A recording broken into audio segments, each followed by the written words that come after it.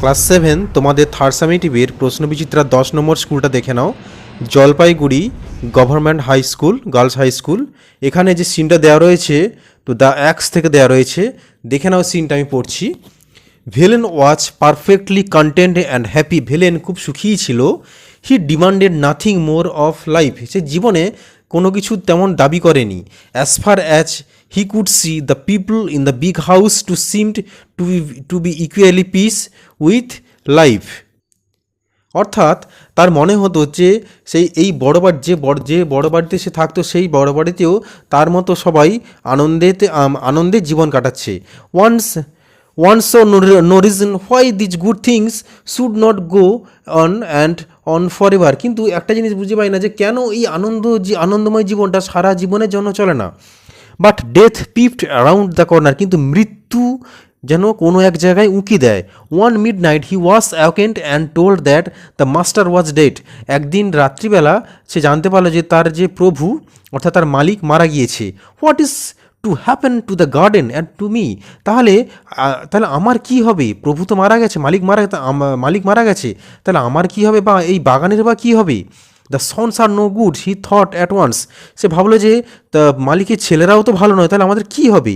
And his fears proved to be not entirely groundless. এবং তার যে ভয়টা কিন্তু কোনো ভিত্তিহীন ছিল না। The sons were no good really. সত্যিকারের ছেলেরা ভালো ছিল না। They stayed for a year more. তারা প্রায় বছরখানিক ধরে একে অপরের সঙ্গে মানে একে অপরের থেকে দূরে রয়েছে। Quarrelled among themselves and went away to live in another. তারা একে অপরের মধ্যে ঝগড়া করে তারা অন্য জায়গায় থাকতে চলে গিয়েছে, ঘর বাড়ি ছেড়ে দিয়ে। A year later some other family came in as tenant. এক বছর পর একটা ভাড়াটিয়া এলো, একটা ফ্যামিলি ভাড়াটিয়া এলো। দ্য মুমেন্ট দে স ভেলেন দে সেইট।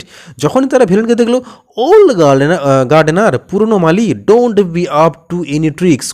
কোনো চালাকি করার চেষ্টা করবে না। We know the sort you are. হ্যাঁ, আমরা জানি যে তোমার একটু খারাপ অভ্যাস রয়েছে। We will sack you if you don't behave yourself. যদি তুমি তোমার মতো ব্যবহার না করো, অর্থাৎ যদি মালির মতো না থাকো, তাহলে তো আমরা তোমাকে শাস্তি দেব। Velan found life intolerable. Velan দেখলো যে জীবনটা অসহ্যনীয়। This people had no regard for a garden. এই সমস্ত লোকজনের এই বাগানের প্রতি কোনো ভালোবাসাই নেই। Fortune however soon favoured him. তারপর কি বলা হচ্ছে যে ভাগ্য তার সঙ্গ দিল। The টিনেন্টস left. ভাড়াটিয়ারা চলে গেল। The house was locked up for a few years. এবং ঘরটা আবার কয়েক বছর বন্ধ হয়ে থাকলো। Occasionally one of the sons of the late owner came round and inspected the garden. আবার কিছু বছর পর একজন ওই মানে মালিকের এক ছেলে এলো, এসে বাগানটা একবার পরিদর্শন করলো।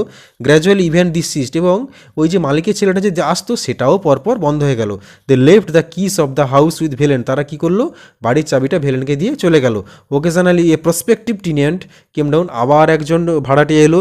Had the house opened and went away after remarking that it was in ruins. এবং সে একটা মন্তব্য করে চলে গেল যে এই ঘরটা প্রায় ভেঙে গেছে, অতএব এখানে থাকবো না বলে সে চলে গেল। A year later another tenant came. এক বছর পর আবার একজন ভাড়াটিয়া এলো। And then another. এবং তারপর আবার এক ভাড়াটিয়া। And then a third. এবং তারপর তৃতীয় জন এলো।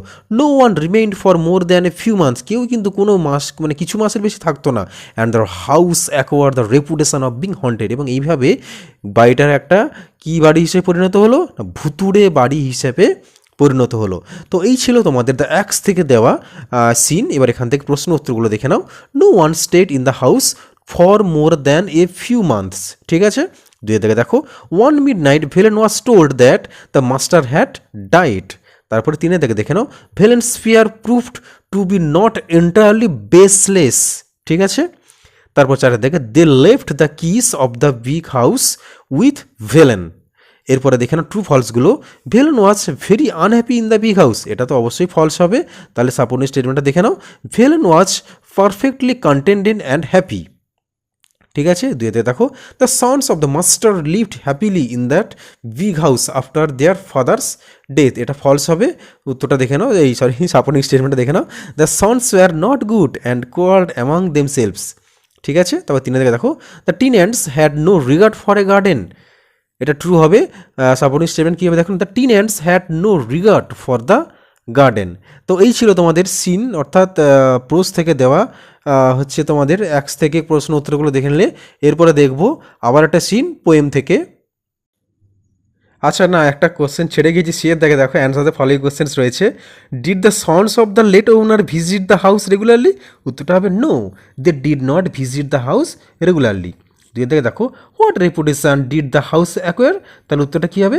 The house acquire the reputation of being haunted. ঠিক আছে, এবার শেষ হলো। এবার দেখো তোমাদের দুয়ের দাগে যে একটা মানে পোয়েম দেওয়া আছে, দেখো দ্য ইকোয়িং গ্রিন থেকে দেওয়া আছে। ইকোয়িং গ্রিনটা তোমরা নিশ্চয়ই পড়েছো। দেখো, old John with white hair does love have a care, sitting under the oak among the old folk, they loved at our play and soon they all say such were the joys when we all girls and boys in our youth time were seen on the echoing green। তো এখানটা কি বলা হচ্ছে না, এখানে তোমরা নিশ্চয়ই পড়েছো এটা, আমি আর এটা পড়াচ্ছি না। এখানে হচ্ছে যে জন কি হচ্ছে না, বসে আছে, তার মাথা সাদা মানে মাথা সাদা চুল নিয়ে, এবং সে ওক গাছের নিচে বসে আছে তার আরও কয়েকজন বৃদ্ধ মানুষের সাথে, এবং সে হচ্ছে বাচ্চাদের খেলা দেখছে। দেখে হচ্ছে কি বলছে না, আমরাও যখন এরকম তোমাদের মতো ইয়াং ছিলাম, আমরাও তখন এরকম খেলা করতাম। তারপরে দেখো, till the little ones weary no more can be merry the sun does descend and our sports have an end. তবে কী বলে, যখন বাচ্চারা ক্লান্ত হয়ে যাচ্ছে তারা কী হচ্ছে, তাদের খেলা শেষ হচ্ছে, round their laps of their mother many sisters and brother like birds in their nest and ready for rest and sports no more seen on the ইকোয়িং অন দ্য ডার্কেনিং গ্রিন। তো তারপর কী হচ্ছে না, পাখিরা যেমন সারাদিন মানে বাইরে হচ্ছে ঘোরার পর কী করে বাসায় ফেরে রাত্রিবেলা, ঠিক তেমনই বাচ্চারা সারাদিন খেলার পর ক্লান্ত হয়ে তারা তাদের মায়ের কোলে শুয়ে পড়ছে। অর্থাৎ এখানে পাখিদের সাথে জন্য বাচ্চাদের তুলনা করা হচ্ছে। তো এবং লাস্টে কী বলা হচ্ছে, অন দ্য ডার্কেনিং, অর্থাৎ অন্ধকার রাত্রে তাদের আর খেলা দেখা যাচ্ছে না। তো এই ছিল মোটামুটি তোমাদের, আমি এটা খুব ভালো করে পড়ালাম না, একটা মোটামুটি একটা জাস্ট একটা জিস্ট তোমাদের বলে দিলাম। তো দেখো তোমরা টেক্সট যখন পড়বে ভালো করে ওটা ভালো করে পড়ে নেবে। দেখো এখান থেকে কোশ্চেন অ্যান্সারগুলো, the old man has white hair, দেখো the old man are sitting under a অথবা অবলিগ্যান, তাহলে ট্রি হবে। When the sun sets the children become have ওয়ারি।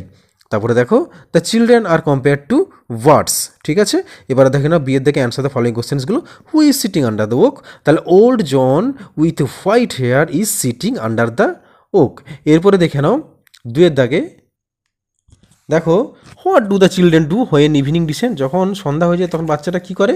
উত্তরে দেখো না, when evening descends the children become weary, their play ends and they are ready for rest. তাহলে উত্তরটা আরও বলে দিচ্ছি, when evening descends the children become weary, their play ends and they are ready for rest.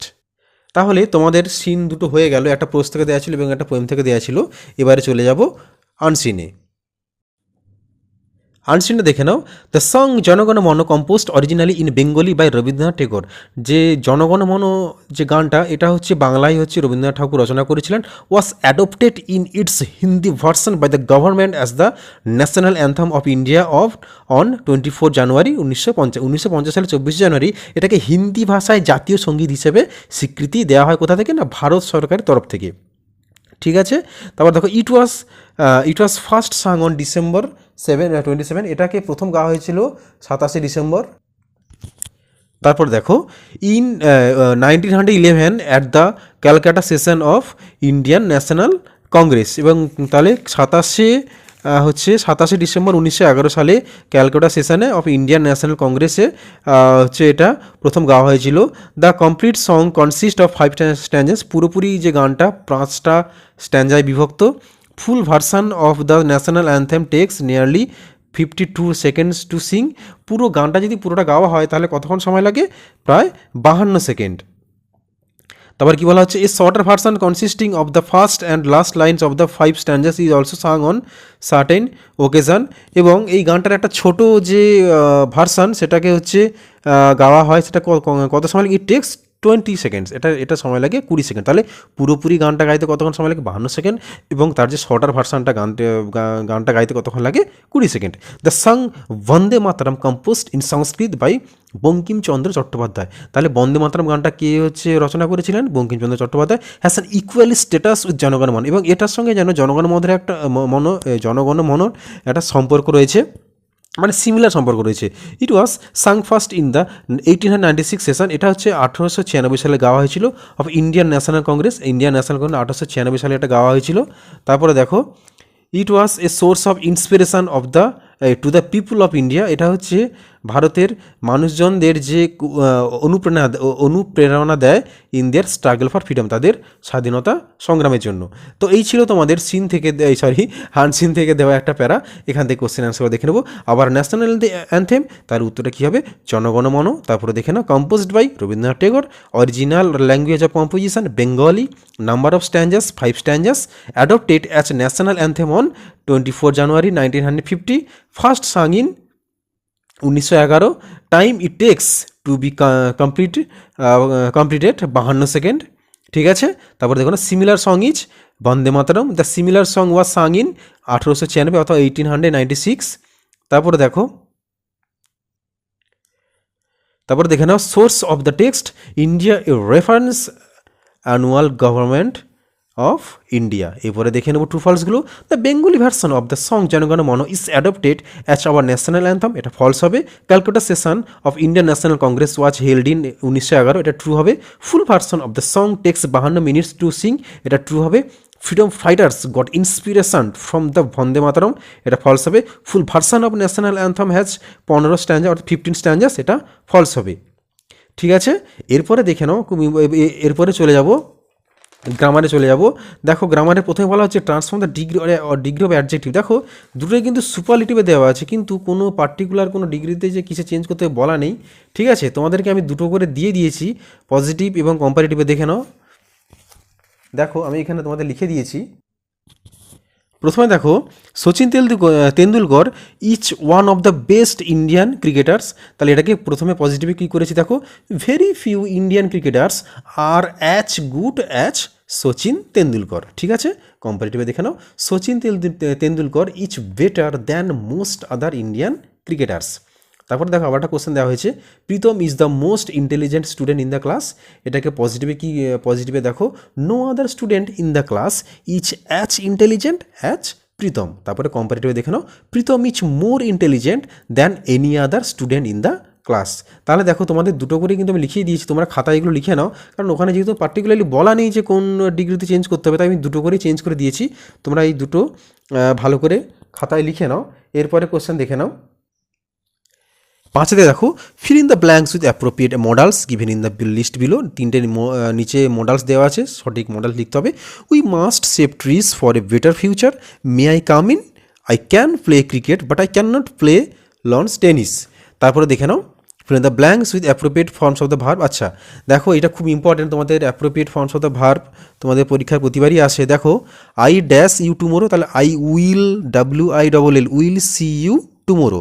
তারপরে দেখো Ali has been reading this book since morning. তোমাদের কিন্তু এখানে হয়তো বুঝতে পারছো না লেখাগুলো, আমি কিন্তু বলে দিচ্ছি, তোমরা সেই মতোই করে কিন্তু লিখে নাও। আলি হ্যাজ বিন রিডিং। তারপরে দেখো the train had left before they reached the station.